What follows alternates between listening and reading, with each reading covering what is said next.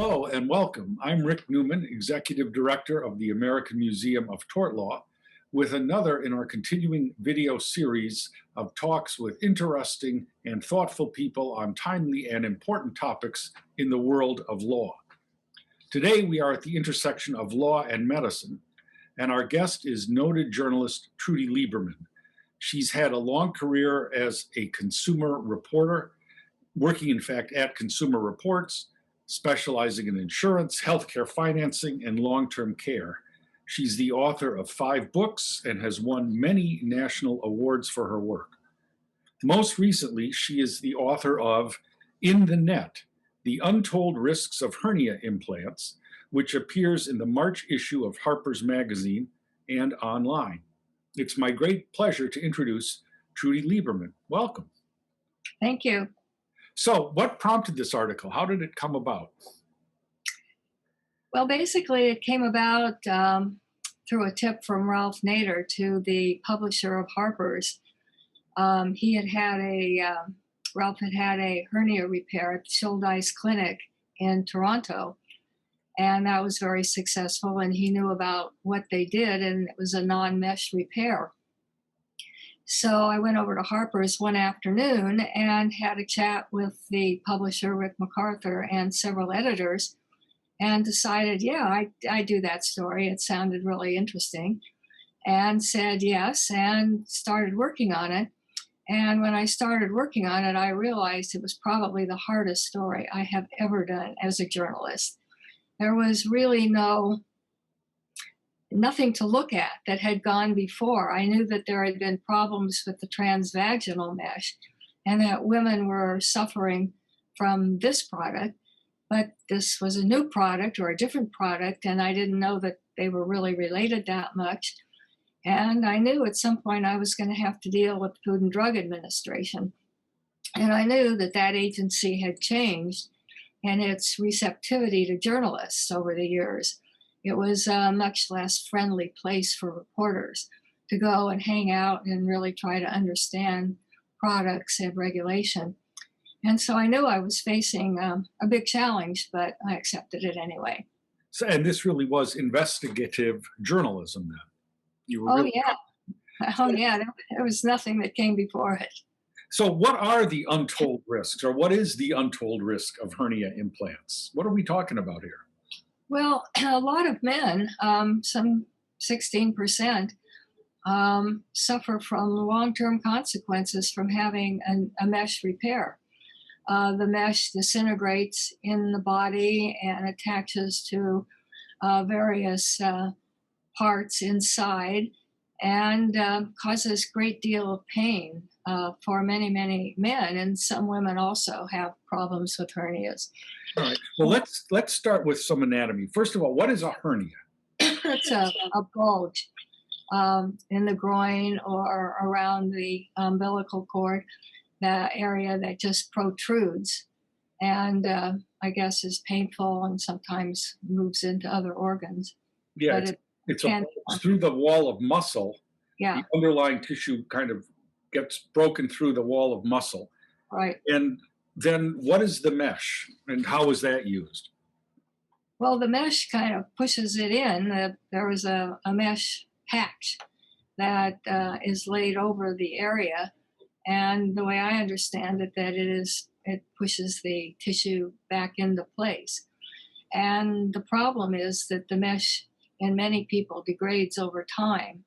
And the particles from the degrading process attach to other organs and other features inside the body. And that's what causes the pain. So they use the mesh, it's implanted with a laparoscopic procedure, and it sort of forms like a screen, tucking the organs back underneath the muscle wall. Right. And then it's sewn in place and it's there permanently, right? Yeah, yes. But then the problem is, I'm sorry. Unless it's removed, if a lot of people have it removed when they have a great deal of pain and there's been a lot of migration of the mesh to other organs, and it's removed, or parts of it are removed, whatever they can get. Well, that's the problem, because the mesh is intended to be left in permanently, but then as you were saying, 16% of people have complications postoperatively? Yeah, I think that's the number. It's something like that. It's not a real small number. And unfortunately, they're not always advised of this. And even if they were, it's very hard to get a non mesh repair anywhere in the United States. There are very, very few doctors who are doing them. And so the standard of care, this is part of the story, became through the years, through marketing and money given to doctors and hospitals, that there's really very few options for people. Other than using the mesh. And how did that come up? Going to Canada. Right. How did using mesh evolve? How did that become the standard of care if it has a 16% rate of problems? Well, it like a lot of things in medicine, they're sold to the public through the medical profession, and that sellers of mesh or any other device or drugs, for that matter, often recruit doctors and hospitals, clinics, to do the marketing for them, and they pay them a fair amount of money to do that, to give testimonials, appear in testimonials, speak at conferences. The idea is to act as opinion leaders. So these opinion leaders then get other doctors to kind of join in. And once an opinion leader states that XYZ treatment, in this case, the hernia mesh, is good, it's acceptable, and they have some studies to back it up, whether the studies are any good or honest is a different matter. The opinion leader's word is the word of God, and the doctors are afraid to go against that. It is if someone has problems with the mesh, how is that dealt with? How can they fix it or alleviate the problems? What do they do?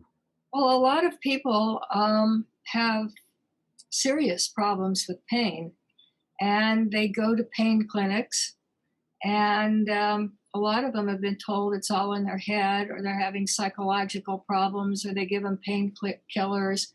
Some of them become addicted to these pain medicines. And there's one guy that I talk about in the story, a Canadian, who said he went to a lot of different places and they kept saying it was all in his head. He didn't really have a problem. And he couldn't work anymore at Sun Life, a Canadian insurance company where he was an actuary. And so he really was having a devil of a time. And a lot of Americans suffer the same problem.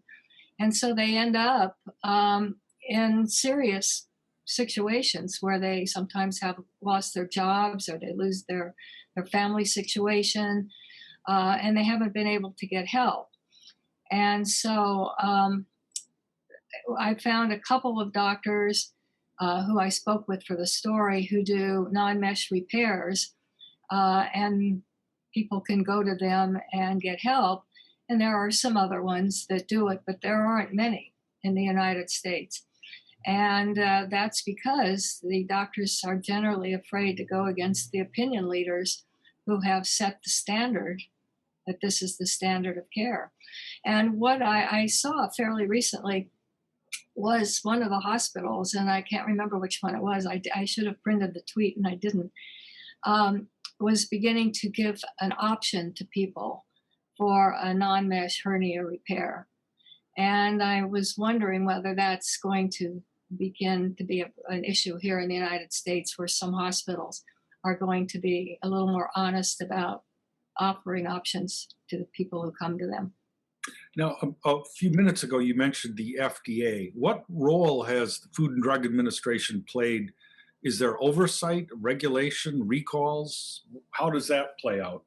Well, there's theoretical regulation, but when it comes to medical devices, unlike for drugs, there's really very little regulation. The devices are cleared under a process that was developed in the 70s called the 510K process, and that if a new product, a new device coming to the market is substantially like another device that was cleared earlier under this 510K procedure, then it's deemed approved and can be marketed under that clearance. And so what I write in the report for Harper's is that the man that I used as my character in the story, Mr. Ransford, had his devices cleared. Meshes were cleared way back in the early parts of this century, early 2000s. So there was no real recent oversight of the devices that had been implanted on him, contrary to what he believed. He believed that there had been a recall of one of the devices and that he was getting a good device. And the recalls in the case of Mr. Ransford, there had been 4 small recalls of the Johnson & Johnson device that had been devices that had been recalled, and one of them was for hair in the package. So one wonders how effective any of these recalls are or have been, or even how many of them have been. But there's really very minimal oversight of devices that are going into people's bodies. And I don't think the public understands that. Yeah, While with drugs, it's different. Drugs have much more oversight, but not devices. and it sounds like that the new mesh that's being put in is sort of being grandfathered in under old studies from decades ago. Right. That's a good way to put it. It is grandfathered in, and in the case of one of Mr. Ransford's, one of them had been the parents of what his mesh was had been approved even prior to 1976. So there's really no oversight at all here, and that the 510K process needs to be re-examined by the regulators. And so far, they really haven't done much re-examining of this. And the result then, if I understand correctly, is that thousands of people are getting mesh because that's considered the standard of care, and then having long-term problems with pain and debility. Am I right? That's correct. So has there been litigation, lawsuits? Recently, there have been a lot of them. The legal profession has gotten involved in this, I would say, in the last 5, 6, 7 years, maybe. It's been fairly recent, but there are mass tort claims that have been filed and cases on in several state courts. And I think that there's a lot of ads on the internet from law firms seeking clients. And I think that, I don't know whether you can call this a new branch of the law or not, but it certainly seems to be a new source of cases for lawyers.